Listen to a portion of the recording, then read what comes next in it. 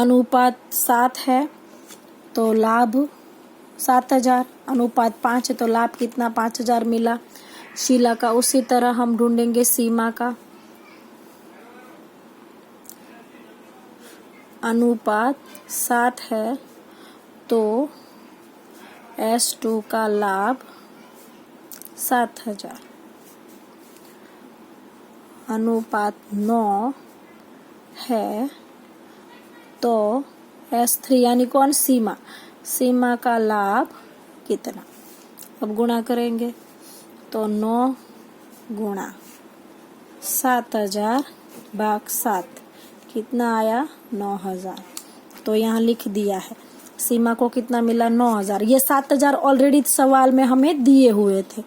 अनुपात इसका 7 है तो 7,000, 5 है तो 5,000, 9 है तो 9। तो तीनों का लाभ क्या किया है बांटा हुआ है, तो ये तीनों का लाभ का प्लस करेंगे तो हमें क्या मिलेगा वितरण पात्र लाभ, क्योंकि यहाँ पर जो होता है वही तो बांटते हैं हम। यहाँ पर अगले सवाल में देखा था इन तीनों का प्लस क्या मिला हमें 21,000, जो यहाँ पर लिखेंगे 21,000 क्या मिला आपको वितरण पात्र लाभ। पर सवाल में आपको क्या पूछा है पूर्व का लाभ पूछा, नहीं पूर्व मतलब कौन कुल लाभ, और क्या पूछा है मैनेजर का कमीशन। तो हमें वितरण पात्र लाभ से क्या ढूंढना है मैनेजर का कमीशन। उदाहरण 3 के अंदर मैं आपको बता चुकी हूँ कि वितरण पात्र लाभ हो तो कमीशन शब्द 2 बार हो 3 बार हो या 4 बार कोई फर्क पड़ता नहीं, आपको 10/100 ही लेना है। कब वितरण पात्र लाभ हो तब। लेकिन कुल लाभ हो तो 10% शब्द हो, कमीशन शब्द 2 बार हो तो आपको लेना है 10/110, 5/105, 8 कब कुल लाभ हो तो। अभी हमारे पास कुल लाभ नहीं, अभी हमारे पास वितरण पात्र लाभ है, तो कमीशन 10% है वो हम कितना लेंगे 10/100 लेंगे। तो हमें मैनेजर का कमीशन ढूंढना है। तो यहाँ पर लिखेंगे मैंने उदाहरण 5 में ये था, उदाहरण 3 के अंदर ये था मैनेजर का कमीशन बराबर वितरण पात्र लाभ गुणा कमीशन का दर बराबर। ऐसा ही सूत्र है एक मैनेजर का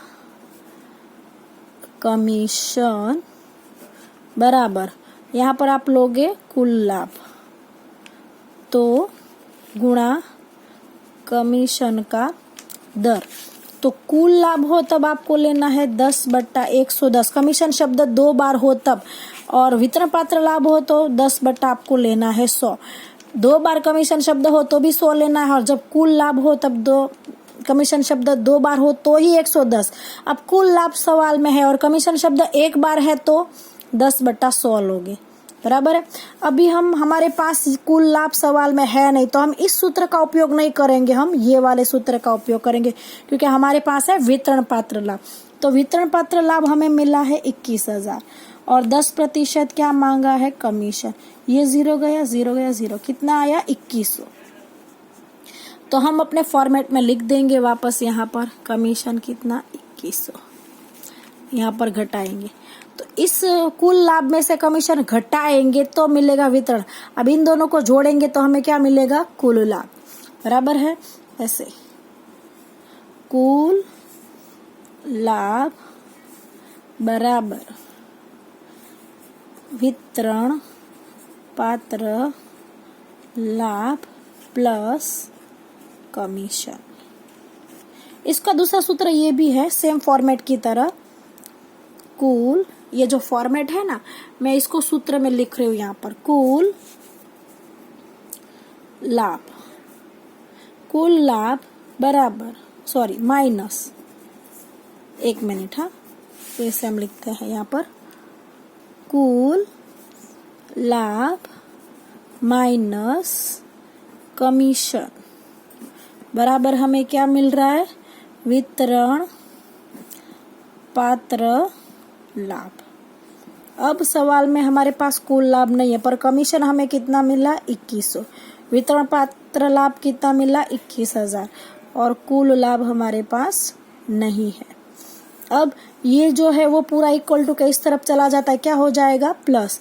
तो हम यहाँ पर कुल लाभ वहीं के वहीं रहा है, इसलिए उसका निशान बदलेगा, कुल लाभ इक्वल टू 2100 भी वहीं, 21,000 भी वहीं है, ये 2100 इस तरफ आए हैं, क्या हो गए, प्लस। तो आपको कुल लाभ कितना मिला,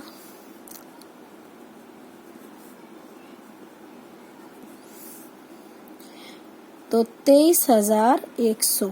कुल लाभ को क्या बोला जाता है, कमीशन पूर्व का लाभ। फिर आपको नीचे सवाल में लिखना है, संकेत